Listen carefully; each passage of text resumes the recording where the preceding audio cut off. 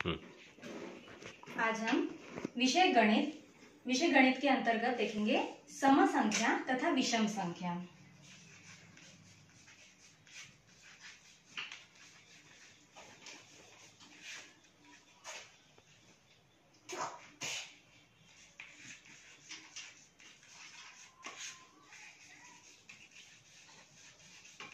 संख्याओं के अलग अलग नाम होते हैं। तीसरी कक्षा में आपने देवनागरी संख्यांक, अंतरराष्ट्रीय संख्यांक, इसके आगे आप रोमन संख्यांक भी पढ़ेंगे। तो इन अलग अलग नामों में एक होती है सम संख्या तथा विषम संख्या। तो सम संख्या और विषम संख्या की पहचान क्या होती है, कैसे पहचानते हैं कि सम संख्या कौन सी है और विषम संख्या कौन सी है। तो आपने भागफल सीखा है तीसरी कक्षा में। भागफल में आपको पता है कि यह भागफल का चिन्ह, जिस संख्या में भाग दिया जाता है उसे कहते हैं भाज्य। जिस संख्या से भाग दिया जाता है उसे कहते हैं भाजक। भाग देने के बाद जो उत्तर आता है उसे कहते हैं भागफल। तथा भाग करने पर यदि कुछ शेष रह जाता है, यदि कोई संख्या है या उत्तर में 0 आया है या कोई संख्या आई है, जो संख्या बच जाती है उसे कहते हैं शेषफल। ठीक है। तो यह भागफल की क्रिया में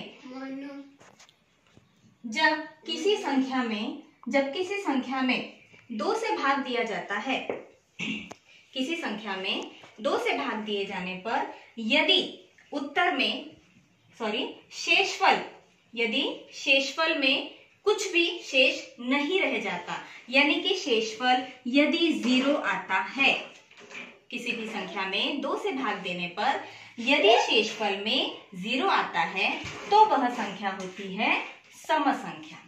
इसके विपरीत यदि किसी संख्या में 2 से भाग देने पर शेषफल में यदि कोई 0 के बजाय कोई संख्या आती है, कोई अंक आता है, 1, 2, 3 या कोई भी ऐसा संख्या बचता है तो उसे कहते हैं विषम संख्या। यह सम और विषम के प्रकार है। इसका एक उदाहरण हम देखेंगे। जैसे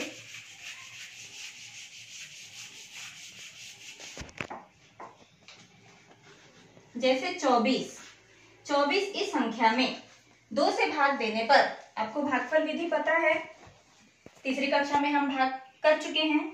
2 का भाग 2 में 1 से जाता है, 2 एकम 2, पूरा भाग गया, 2 में से 2 गया, 0 बचेगा। फिर बाजू की संख्या हम नीचे उतारते हैं, ये 4 नीचे आया। अब 2 का भाग 4 में दिया जाता है, 2 का भाग 4 में 2 बार जाएगा, 2 एकम 2, 2 दूनी 4, उत्तर आया ऊपर 2 दूनी 4, 4 में से 4 गया 0।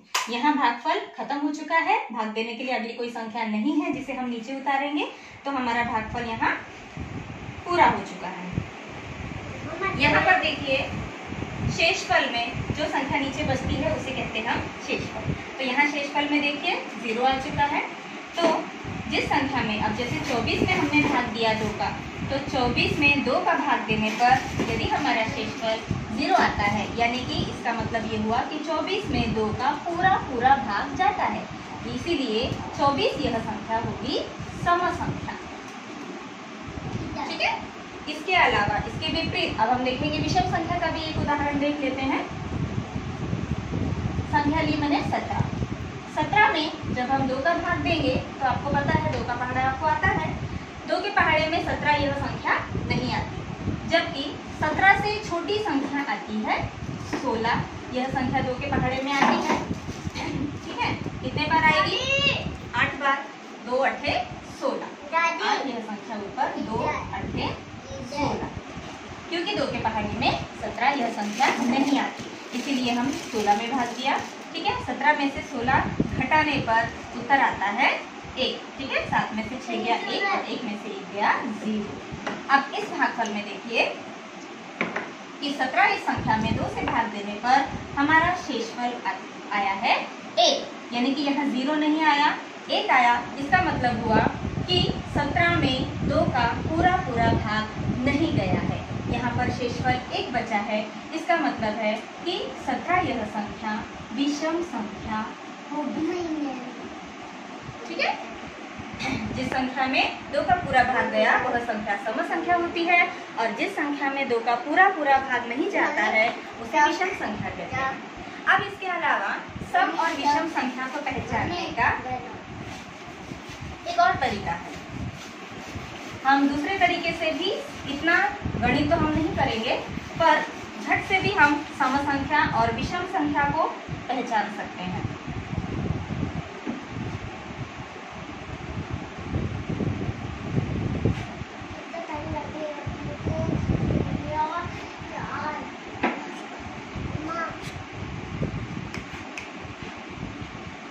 देखिए, आपको संख्याओं के स्थान पता है, उनके घर पता है।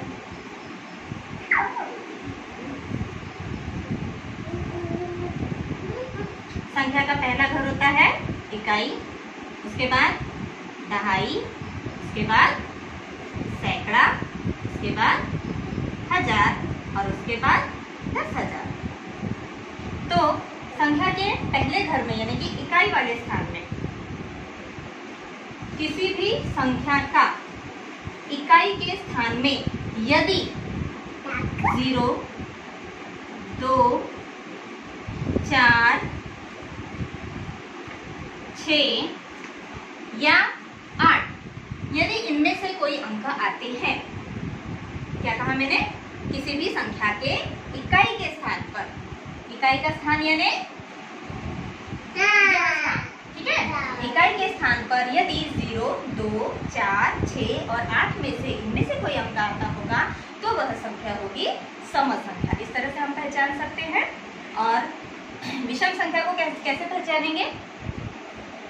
किसी भी संख्या के इकाई के स्थान पर अब इनके अलावा जो अंक छूट चुके हैं, इनके अलावा यानी 1, 3, 5, 7 और 9, यदि संख्या के इकाई के स्थान पर 1, 3, 5, 7 और 9 यदि इनमें से कोई अंक आते हैं तो वह संख्या होती है विषम संख्या।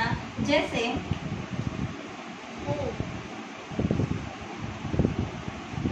548, इस संख्या में इकाई के स्थान पर 8 है।